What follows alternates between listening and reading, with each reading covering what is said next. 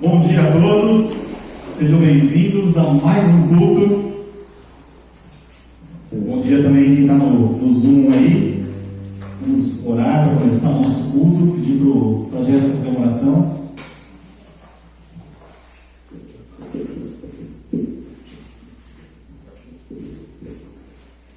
Senhor Deus, muito obrigada por mais um dia de vida, obrigada porque, apesar de tudo, a gente pode estar aqui, Deus, e obrigada por tudo. Te peço que o Senhor continue cuidando de nós durante essa semana e que o Senhor possa abrir os nossos corações para a palavra. E é isso que eu peço e agradeço, em nome de Jesus, amém. Amém.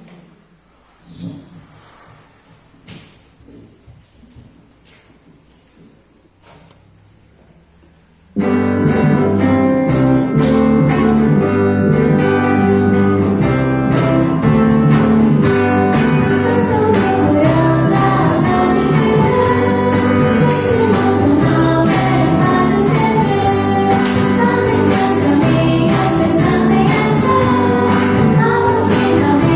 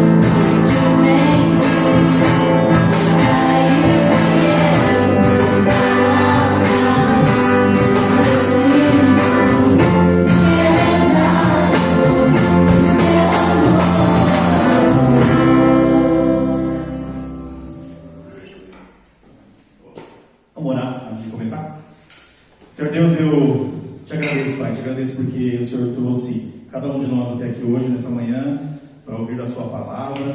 Obrigado porque o Senhor permite, Deus, que a gente possa se reunir como igreja, Deus, e que a gente possa, que o Senhor possa abrir o nosso coração, para que a gente entenda o que o Senhor quer falar conosco nessa manhã. Nos ajuda e seja conosco, é o que nós pedimos em nome de Jesus, Senhor. Amém. A carta de Romanos, ela impactou vários teólogos, várias pessoas, grandes homens cristãos, né? Um deles falou isso da carta. Se atingirmos uma verdadeira compreensão quanto a essa epístola, temos uma porta aberta para todos os tesouros mais profundos da Escritura. Quem falou isso foi João Calvino. Uma outra pessoa que falou sobre a carta de Romanos foi Agostinho de Hipona. Quando ele se converteu, ele disse que o texto foi como se fosse uma voz do além falando com ele. Martim Lutero, em 1516, expôs essa carta na Universidade de Wittenberg. E ele entendeu o conceito básico que a justiça só vem pela graça. Foi aí que ele deu início, né, à questão da reforma, de ir contra o que a igreja pregava. Um outro cara que foi impactado por isso foi John Wesley. Ele foi um dos maiores avivadores da igreja. Em 1738, em uma reunião de oração dos moravianos, eles começaram a ler essa carta, os comentários de Lutero.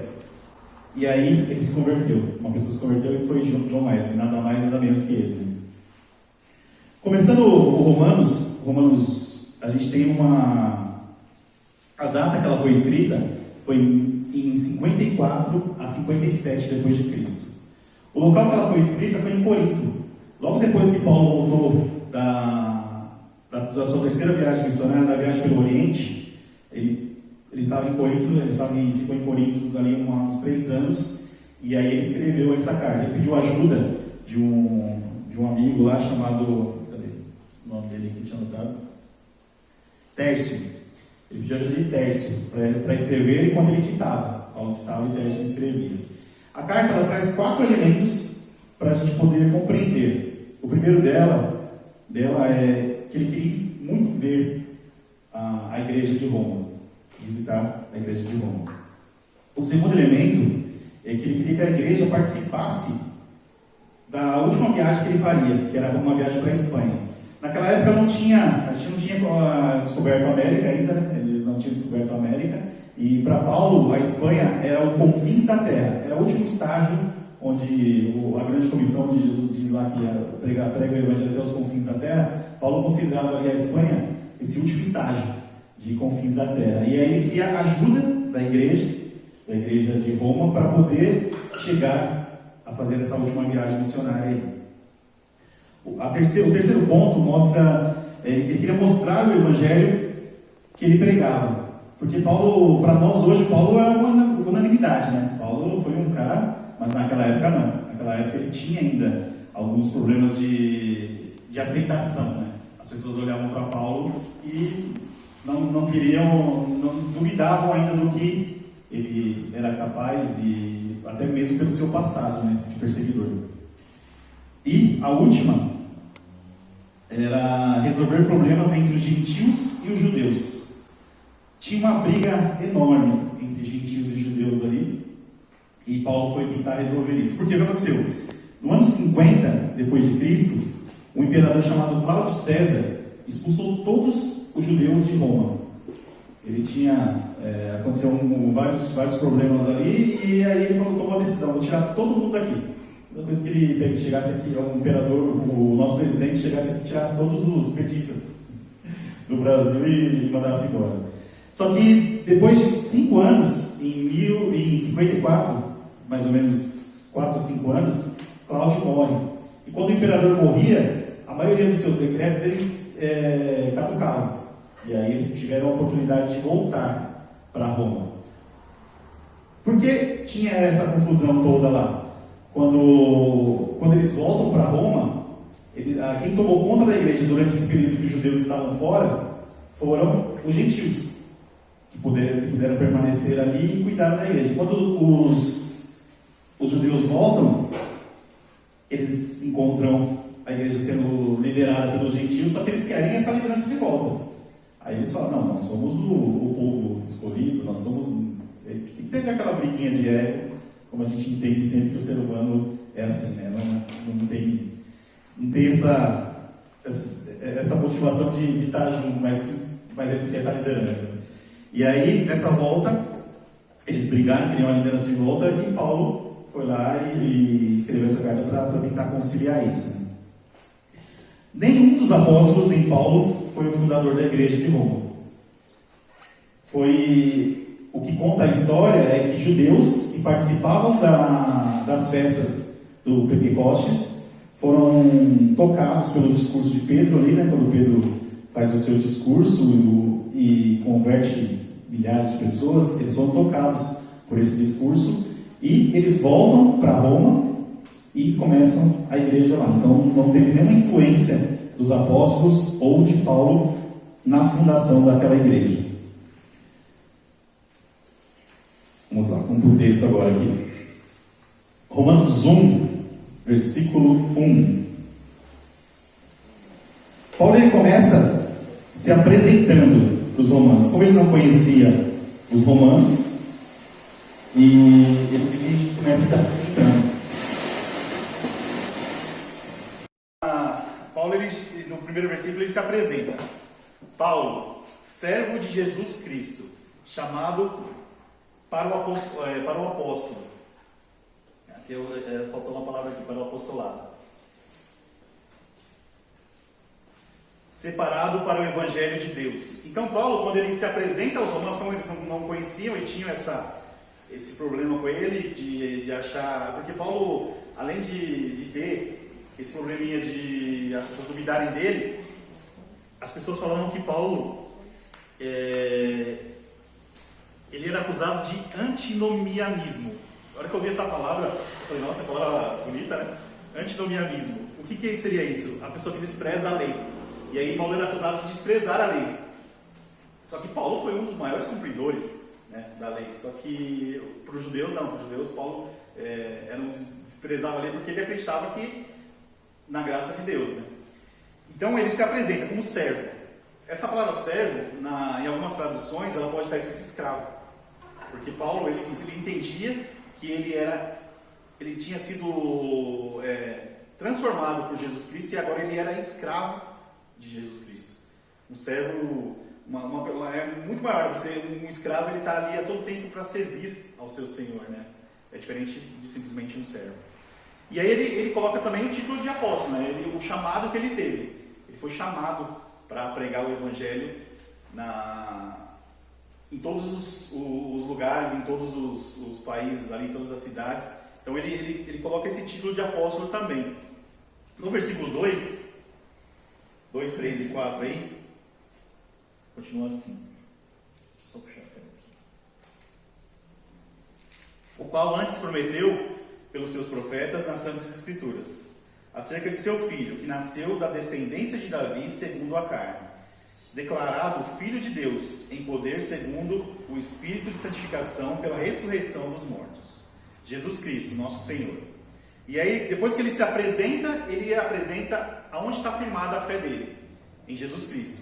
Ele apresenta Jesus Cristo como homem, que é descendente de Davi, e também como Filho de Deus.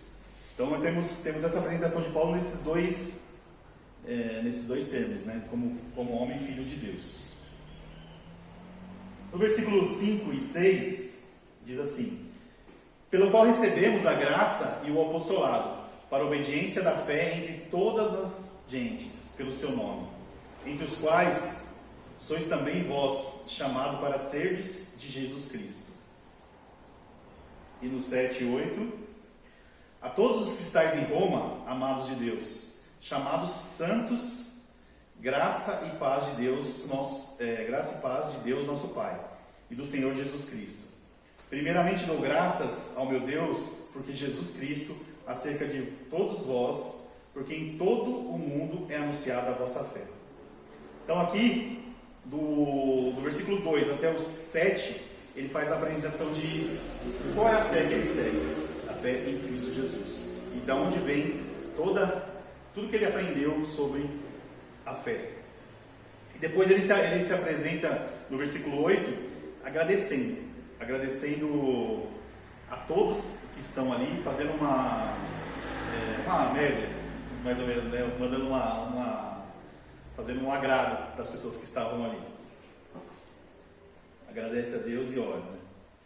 E aqui ele continua a sua apresentação no 9, porque Deus, a quem sirvo em meu espírito, no Evangelho de seu Filho, me é de testemunha, como incessantemente faço menções de vós. Paulo ele tinha tentado várias vezes ir para Roma, só que várias coisas impediram ele. Uma viagem, uma igreja que ele estava plantando, alguns discipulados que ele estava fazendo ali com seus companheiros, e várias vezes ele falava que ia, mandava ali um recado que ia, só que chegava na hora e não conseguia ir. Então ele perdeu um pouco da credibilidade, né? Depois o Marcelo me convida para ir na casa dele, mas ele não me dá o dia nem a hora. Aí não tem jeito, né? Como é que eu vou? Então ele tinha perdido essa credibilidade, e aí ele usa que Deus é testemunha da vontade de ele estar lá. Então ele usa o nome de Deus ali como testemunha. Leon, por favor, cara, eu posso fazer uma pergunta para vocês, se vocês puderem responder, por favor? Posso, no finalzinho a gente faz, pode ser? Que aí você não perca a sequência aqui, tá bom? Aí a gente conversa direitinho. Não, eu gostaria de saber, no caso, é simples, no caso, a minha pergunta para você, sabe? Eu sei que você é um senhor servidor de Deus, sabe? Por que Cristo foi crucificado, por favor? Eu te respondo no finalzinho, mas acho que ela é uma pergunta simples, mas ela tem uma resposta completa. Aí eu te respondo no finalzinho, pode ser? Pode ser. No final do culto? Não, responde para todo mundo, sabe? Porque ele foi crucificado, Sim. ele não devia nada, foi um servo de Deus, no caso, e foi crucificado. Por que ele foi crucificado? Deus tinha um plano para a vida de Jesus Cristo e a crucificação estava dentro desse plano. Porque se ele não fosse crucificado, nós não teríamos a oportunidade de chegar próximo de Deus hoje. Então ele tinha esse plano, Deus tinha preparado esse plano para a vida dele já. Tá bom? Mas depois eu te explico completamente, essa é a resposta mais básica. Então ele se apresentou aqui no 10 e 11, pedindo sempre em minhas orações que em algum tempo, pela vontade de Deus, se ofereça boa ocasião de vir ter convosco, porque desejo ver-vos para vos comunicar algum dom espiritual, a fim de que sejais confortados, isto é, para que juntamente convosco eu seja consolado pela fé mútua, assim vossa com a minha. Então aqui no 10, 11 e 12, Paulo ele mostra essa preocupação com os romanos ali, e ele fala, né? Eu quero estar com vocês. Só que aí no começo aqui, para que não tenha um ar de arrogância ali, né? Ele fala assim, eu quero ir visitá-los para te ensinar alguma coisa para vocês, né? Só que aí ele fala, não, mas se eu usar essa frase aqui, vai ter um tom de arrogância, né? Então, eu quero ir visitá-los, mas também quero aprender com vocês, né? A gente, estudando o texto, você vê essa quebra ali, para que ele ficasse mais confortável para as pessoas que estavam lendo a carta terem essa visão. Não quero, porém, irmãos, que ignoreis que muitas vezes propus ir ter convosco, mas até agora tenho sido impedido, para também ter entre vós algum fruto, como também entre os demais gentios. Então aqui novamente ele fala que tentou ir várias vezes, mas não conseguiu. E os versículos 14 e 15, eles nos mostram algumas coisas que Paulo ele trouxe para a vida dele como a missão de vida dele, né? Eu sou devedor tanto a gregos como a bárbaros, tanto a sábios como a ignorantes. E assim, quanto está em mim, estou pronto para também vos anunciar em Roma. Então aqui Paulo, no versículo 14, ele diz que ele é devedor. Mas ele é devedor do quê? Quando a gente lê o texto, fala, mas por que devedor? Paulo está querendo dizer com esse ser devedor, né? Ele fala que por ele receber a graça de Jesus Cristo, ele é devedor com Deus de anunciar esse evangelho para as pessoas. Você já se sentiu em algum momento devedor? Falar assim, eu preciso falar de Cristo para as pessoas, mas às vezes eu não falo. Né? Nossa, eu tinha uma oportunidade de falar do evangelho para uma pessoa que estava do meu lado, sentada do meu lado no meu trabalho, e eu não falei. Você se sentiu devedor dessa forma? Eu tinha uma pessoa na minha escola que eu precisava ter falado para ela, e eu não falei. Hoje ela está em depressão, hoje ela está nas drogas. A gente tem esse sentimento também, né? E Paulo tinha isso. Ele entendia que o dever dele era pregar o evangelho. E ele fala no versículo 15, estou pronto. Ele se sentia pronto. Além de se sentir devedor, ele não parava nessa questão de, eu sou devedor, mas eu não vou fazer nada.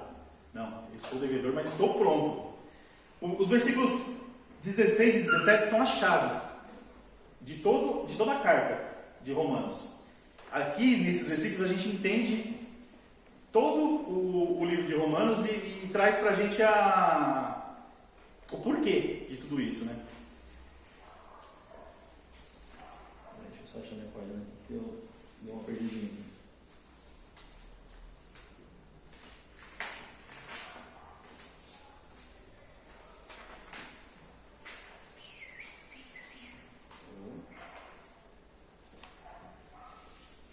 Diz assim, porque não me envergonho do Evangelho de Cristo, pois é o poder de Deus para a salvação de todo aquele que crê, primeiro do judeu e também do grego, porque nele se descobre a justiça de Deus, de fé em fé, como está escrito, mas o justo viverá pela fé, viverá da fé. Aqui, nesses dois versículos, ele tem uma conjunção em grego que se chama agar. Né? O que significa essa conjunção, gar? Pois, porque, visto que. Então, no versículo 16, tem ali, começa, porque não me envergonho. E aí depois, pois é o poder de Deus. E no 17, porque, ele pergunta de novo. Quando ele traz essa pergunta, esses porquê, pois, ele está trazendo como se fosse ele explicando, eu faço isso por causa disso. Eu faço aquilo por causa disso. Então ele explica no próprio texto que ele está fazendo porque ele faz, porque ele não se envergonha do Evangelho. Por que ele faz? Porque é poder de Deus. Por que ele faz? Porque é justiça de Deus. Então essa conjunção aí, gar, no grego, ela traz esse entendimento, né? Ele faz a resposta através da pergunta o porquê, pois, ou. Então, quando Paulo escreve essa carta, a pergunta que nós fazemos para ele é por que ele está escrevendo essa carta? Aí a resposta é porque eu quero ir ver vocês. A primeira resposta ele nos dá porque ele quer ir ver os romanos. E aí, a segunda pergunta, por que ele quer ir ver os romanos? Porque ele não se envergonha do Evangelho. Porque ele se sente devedor desse Evangelho. Então ele está indo por uma vocação que Deus deu para ele. Foi um chamado, uma missão, uma vocação que Deus deu para ele. Então ele está indo por causa disso. E aí, por que Paulo ele não se envergonha do Evangelho e se sente devedor? É a pergunta que nós fazemos nessa terceira aí. Porque é poder de Deus para a salvação de todo aquele que nele crê. Então ele não se envergonha do Evangelho e se sente devedor porque o Evangelho é poder para a salvação das pessoas. Poder de Deus. Então ele não pode ficar calado, ele tem que falar esse Evangelho para as pessoas. Aí nós continuamos aqui. Do versículo 18 do capítulo 1 até o capítulo 3, 20, é que os meus irmãos vão compartilhar aí nos próximos domingos. Então você não perca, porque se você perder, você vai ficar. É tipo série, você não vai conseguir. Você vai conseguir assistir no YouTube, mas é tipo série. Se você perder um capítulo, vai ficar meio difícil de entender o restante. Então, nas semanas seguintes aí, você esteja com a gente. Do 18:1 até o capítulo 3, do versículo 20, Paulo explica o porquê que o ser humano precisa do Evangelho de Jesus Cristo. Então ele dá essa explicação total, completa, do porquê você precisa do Evangelho de Jesus Cristo. Então nos próximos capítulos aí você vai saber. No versículo 18 e 19, porque Deus se manifesta a ira, porque do céu se manifesta a ira de Deus sobre toda impiedade e injustiça dos homens, que detêm a verdade em injustiça. Porquanto o que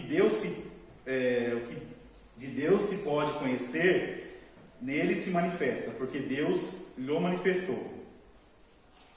Então aqui ele fala um pouquinho da ira de Deus, né? E mais um pouquinho para frente a gente vai entender como que se manifesta essa ira de Deus, o que é essa ira de Deus. Às vezes a gente pensa que a ira de Deus, a gente traz para o nosso sentimento humano, né? Deus ficou bravo com fulano ou ciclano, a gente traz esse sentimento humano para Deus, né? Ou às vezes a gente fala assim, mas Deus não pode se irar, Deus, ele é bonzinho, né? Então a gente vai entender um pouquinho mais para frente nos próximos versículos o porquê dessa ira.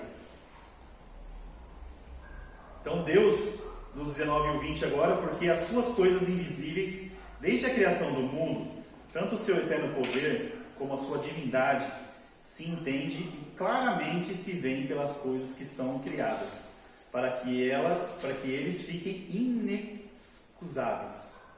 Tem umas palavras difíceis aqui. Então aqui no versículo 19 e 20, a graça de Deus, ela é revelada através da sua criação. Vocês já ouviram falar disso? Que ninguém será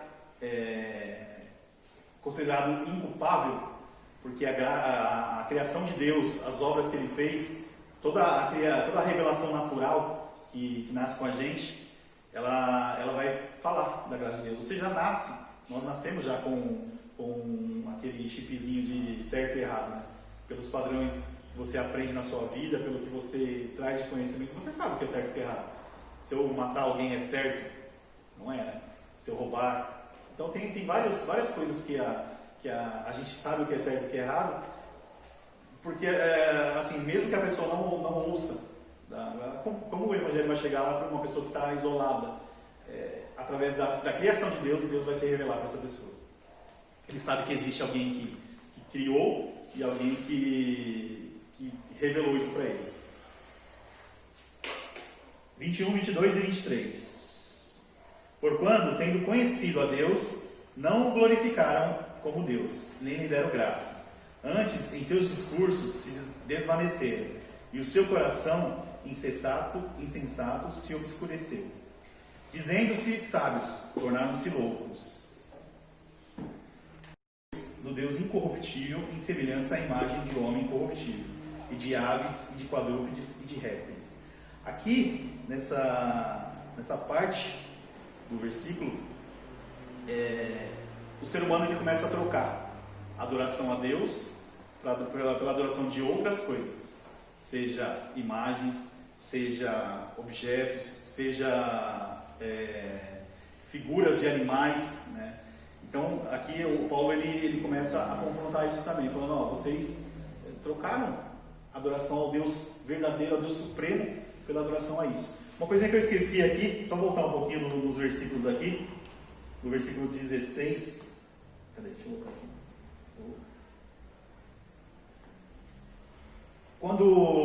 Dos 16, quando ele diz assim, nele se descobre a justiça de Deus de fé em fé. O que seria essa de fé em fé? É a minha fé, da sua fé, da fé dele, da fé e tal? Não é. É da fé de Deus para a nossa fé. Essa justiça de Deus ela se revela da fé do Criador para a fé da criatura, da fé original para a nossa fé. Então, assim, quando a gente lê esse texto de fé em fé, entenda o que é da fé de Deus para a nossa fé, não é de fé entre nós aqui. Então, é da fé de origem para a fé de destino.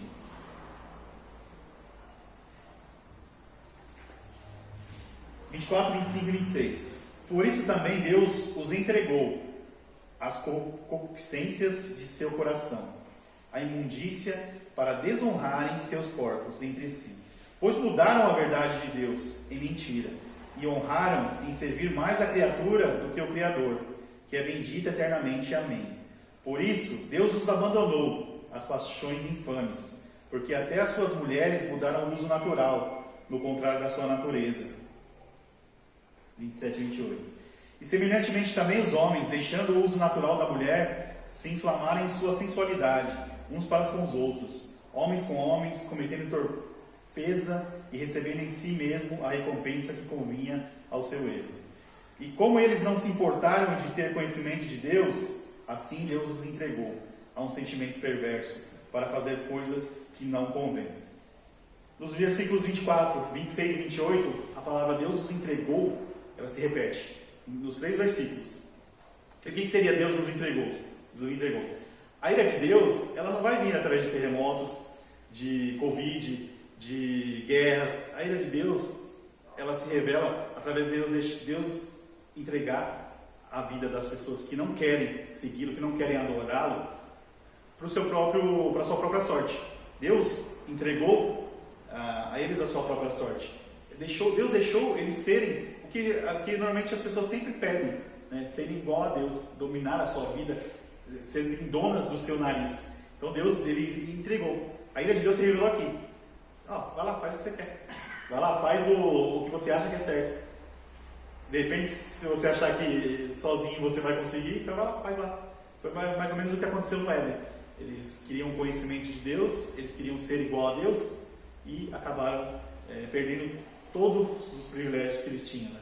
Então, aqui Deus os entregou, Deus os abandonou. Vai lá, serve o mundo, serve as suas paixões. Homens se relacionando com homens, mulheres se relacionando com mulheres. E eu tinha, deixa eu ver se o Leozinho consegue abrir o vídeo, o pessoal que está em casa aí. Não está conseguindo passar aqui na tela. Leozinho, consegue abrir?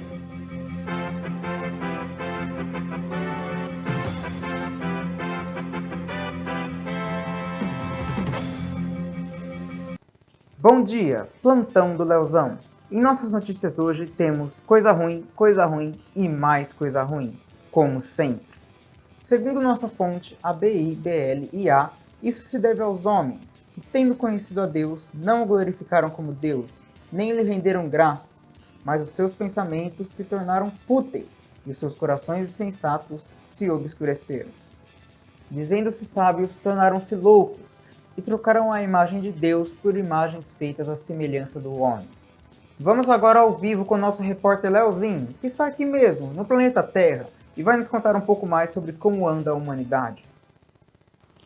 Bom dia, Leozão. Ainda é de manhã aqui na Terra, mas as coisas já estão complicadas. Já que eles querem tanto, Deus entregou as pessoas à impureza. Elas estão em todo lugar, seguindo os desejos pecaminosos dos seus corações e degradando seus corpos entre si.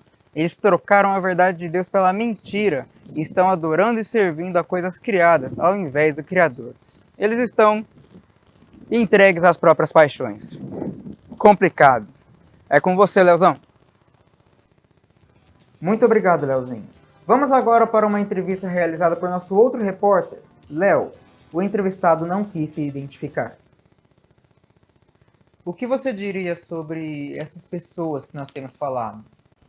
Para mim eles desprezaram o conhecimento de Deus, né? Aí ele entregou eles para uma condição mental reprovável, né? Então aí, só praticando o que não deviam. Que práticas seriam essas? Para mim eles estão aí com todo tipo de injustiça, né? Maldade, ganância, depravação. Eles estão cheios de inveja, briga, engano, falam dos outros. São inimigos de Deus muito, arrogantes e muita coisa mais. Você acha que eles chegam a inventar maneiras de fazer o mal? Com certeza. E além disso, desobedecem os pais, são insensatos, desleais, sem amor pela família, sem misericórdia. Acabamos de receber a informação de que uma pesquisa da ONU, em parceria com a NASA, constatou que essas pessoas, apesar de conhecerem o justo decreto de Deus de que aqueles que praticam essas coisas merecem a morte, não só continuam a praticá-las, como também aprovam aqueles que as praticam. A pesquisa foi publicada pelo Datafolha e tem uma margem de erro de 0 pontos percentuais, para mais ou para menos. Muito obrigado por acompanhar mais um Plantão do Leozão. Que Deus nos ajude.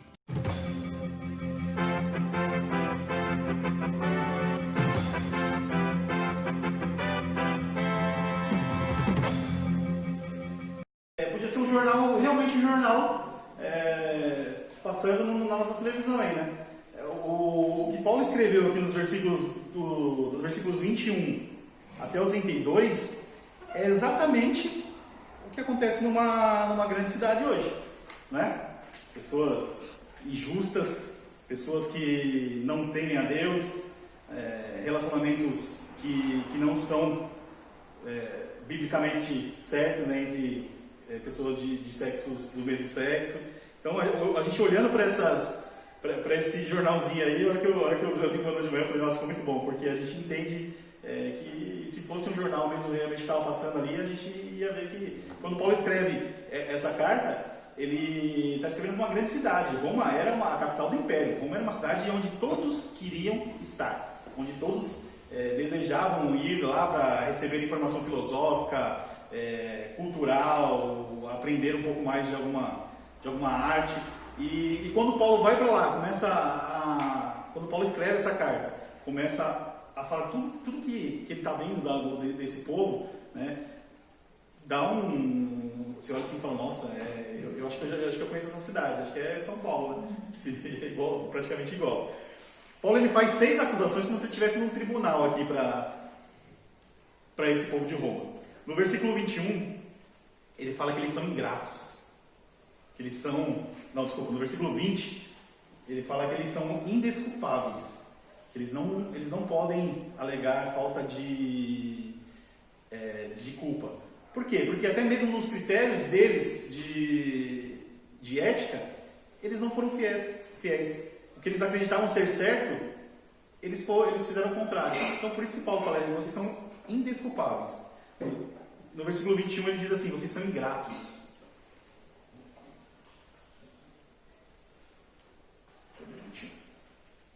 Vocês são ingratos porque, tendo conhecido a Deus, não glorificaram. Vocês conheceram a Deus. E por que vocês não estão glorificando a Ele? 22 ele diz que eles são insolentes. Eles se diziam sábios, melhores que os outros, mas começaram a adorar imagens feitas de madeira, começaram a adorar imagens feitas de formas de animais. Onde está essa sabedoria que vocês se dizem tão sábios? No 23 entra a questão da idolatria também. Do 24 ao 27, ele trata essa questão da imoralidade, acusa eles de imoralidade. E do 28 ao 30, de incorrigibilidade. Vocês não têm jeito, vocês não vão se corrigir, né? Se não for pela graça de Deus. A conclusão que nós tiramos desse primeiro capítulo é que nós nos perdemos em nossos delitos e pecados. Nós estamos perdidos totalmente em nossos delitos e pecados. Não importa, assim, o que eu acho que eu... Quem está no microfone aberto? Microfone aberto.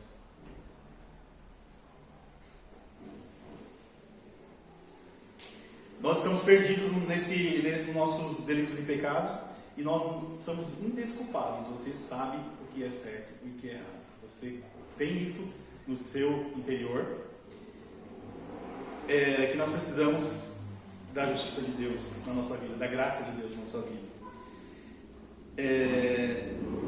Mas a graça de Deus, ela foi uma graça porque pessoas tiveram uma missão, tiveram esse chamado que Paulo teve para que esse evangelho chegasse até nós. Até pessoas que não se envergonharam do evangelho e trouxeram essas boas novas para a gente, para até aqui.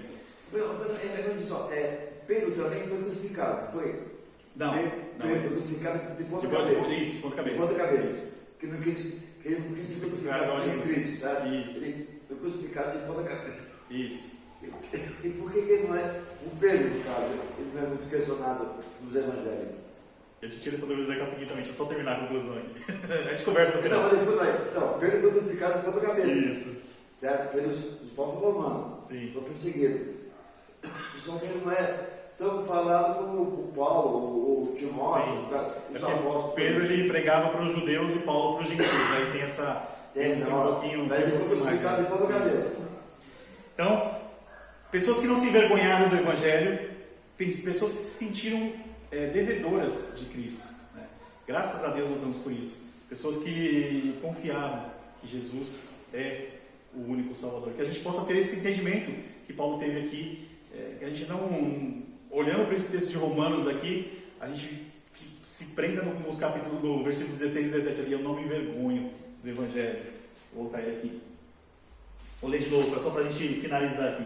Pois eu não me envergonho do Evangelho, porque é poder de Deus para a salvação de todo aquele que nele crê, primeiramente o judeu e também do grego, visto que a justiça de Deus se revela no Evangelho de fé em fé, como está escrito, o justo viverá pela fé.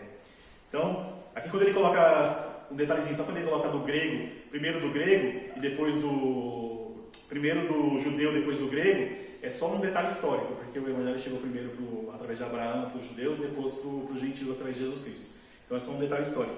Mas o que eu queria deixar para vocês aqui é essa questão da fé, da confiança de Deus. Confiança que a gente muitas vezes perde, né? Em meio a essa correria toda, essa loucura da nossa vida, a gente perde essa confiança, deixa de lado, a gente não confia na nossa vocação que Deus deu para cada um de nós. Pessoas estão desesperadas no mundo aí fora, pessoas precisamos de Cristo, e às vezes a gente se envergonha do Evangelho, né? A gente não fala desse Evangelho para as pessoas. E que esse Evangelho possa ser transmitido, assim como chegou até nós, por pessoas que foram fiéis, que a gente possa ser fiel também na nossa caminhada com Cristo. Aí. Vamos orar? Para encerrar, e depois hoje nós teremos a nossa ceia.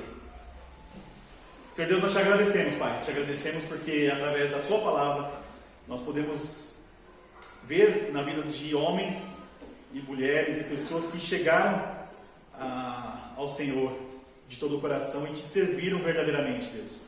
Obrigado porque tudo o que o Senhor colocou para nós aqui na Sua palavra é um ensino, é uma revelação para nós, Pai. Obrigado porque homens fiéis foram fiéis para que esse Evangelho chegasse até nós, Deus. E nos ajuda também a ser fiéis, Pai, nesse Evangelho, levando isso para as outras pessoas e que esse Evangelho possa transformar as nossas vidas, assim como transformou a vida de Paulo. Que o Senhor possa abrir o nosso entendimento para que a gente entenda que só existe salvação através do Senhor. Que só existe graça através do Senhor, Pai. E que a gente entenda isso, Deus. Que nenhuma outra coisa pode nos levar até o Senhor, a não ser Jesus Cristo. Abençoa esse nosso dia, essa nossa reunião aqui, Pai, que o Senhor possa nos ajudar nesse momento. É o que nós pedimos em nome de Jesus, Senhor. Amém.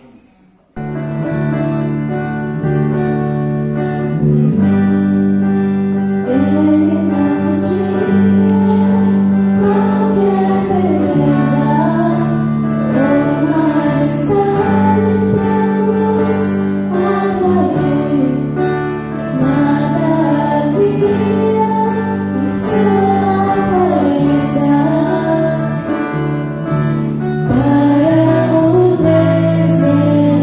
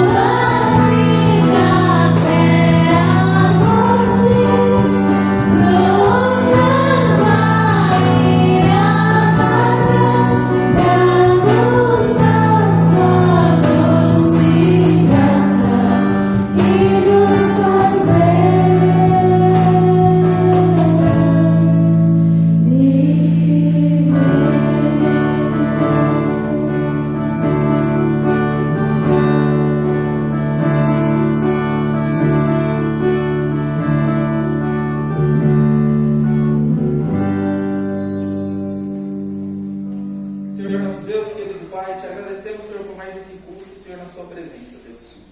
Te agradecemos pelas ofertas e dízimos aqui ofertados na sua casa, Senhor. Podemos devolver um pouco do que o Senhor nos dá, Pai.